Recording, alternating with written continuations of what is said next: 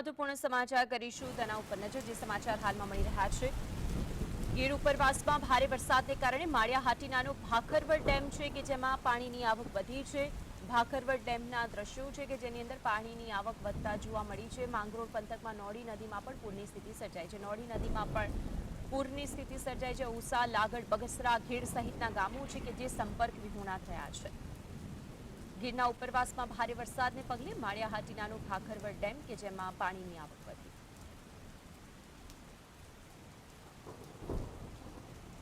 તો આજ અંગે વધુ માહિતી માટે સંવાદદાતા સંજય જોડાઈ ગયા છે। સંજય, ભાખરવડ ડેમ તો ઓવરફ્લો થયો છે પરંતુ નદી નાળા છલકાયા છે, ક્યાંક પૂરની સ્થિતિ સામે આવી છે, વિગતો શું છે અત્યારે હાલ માંગરોળની? જે ચોક્કસથી કહી શકાય કે ગીર ઉપરવાસમાં ભારે વરસાદના કારણે જે ભાખરવડ ડેમમાં પાણીની આવક વધી છે, જેથી ભાખરવડ ડેમ હાલ ઓવરફ્લો થવાની તૈયારી છે। જ્યારે બીજી તરફ વાત કરીએ તો માંગરોળ પંથકમાં સારો એવો વરસાદ પડતા નોળી નદીમાં ઘોડાપૂરની સ્થિતિ સર્જાઈ છે। ત્યાં પણ પોલીસ દ્વારા બંદોબસ્ત ગોઠવવામાં આવ્યો છે, જેથી કરીને કોઈ અનિચ્છનીય બનાવ ન બને। જ્યારે બીજી તરફ વાત કરવામાં આવે તો વિસાવદર અને વંથલીમાં ભારે વરસાદના કારણે જે ઓજતનો પાળો તૂટ્યો છે, જે ઓજતનો પાળો તૂટતાની સાથે માંગરોળનું જે ઘેડ પંથક છે, જે ઘેડ પંથકમાં પાણી આવી પહોંચ્યું છે અને ખાસ કરીને જે ફુલડામાં, ઓસા, લાંગડ, ઘેડ બગસરા સહિતના અનેક ગામો જે છે, જે હાલ રસ્તાઓ છે જે પાણીમાં જળમગ્ન થઈ ચૂક્યા છે અને જે તમામ ગામો છે જે હાલ સંપર્ક વિહોણા થયા છે। ખાસ કરીને પોલીસ દ્વારા અહીં પણ સુરક્ષા વ્યવસ્થા ગોઠવવામાં આવી છે। હાલ તો વરસાદી વિરામ છે, પરંતુ વરસાદ આવે તેવી પણ હાલ શક્યતાઓ સેવાઈ રહી છે।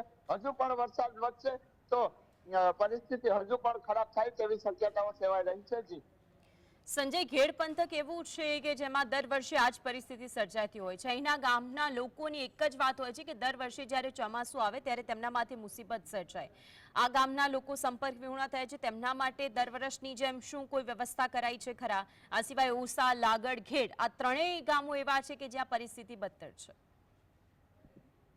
જે ચોક્કસથી કહી શકાય કે ખાસ કરીને જે ઓજતનો પાડો છે જે વારંવાર તૂટી રહ્યો છે, તંત્ર આ બાબતે કોઈ ધ્યાન આપે તેવું લોકો માંગ કરી રહ્યા છે। પરંતુ આ ઓજતનો પાડો તૂટતાની સાથે જે ઘેડ પંથક છે જે સંપર્ક વિહોણું થઈ જતું હોય છે, કારણ કે એક તરફ ઓજત નદી જે છે જે ઘેડ પંથકમાં આવતાની સાથે આવા પાડાઓ તૂટે છે અને પાડાઓ તૂટતાની સાથે ઓજત નદીનું પાણી જે નદીની બહાર નીકળી જતું હોય છે, ત્યારે ઘેડ પંથકની સ્થિતિ આવી સર્જાતી હોય છે। પરંતુ આ બાબતે તંત્ર દ્વારા જો નક્કર પગલા લેવામાં આવે તો જરૂરથી ચોક્કસ કહી શકાય કે ઘેડની પરિસ્થિતિ સુધરે તેવી હાલ દેખાઈ રહ્યું છે। માળિયા હાટીનામાં પણ જળબંબાકારની સ્થિતિ સામે આવી છે, ત્યાંની શું પરિસ્થિતિ છે હાલ?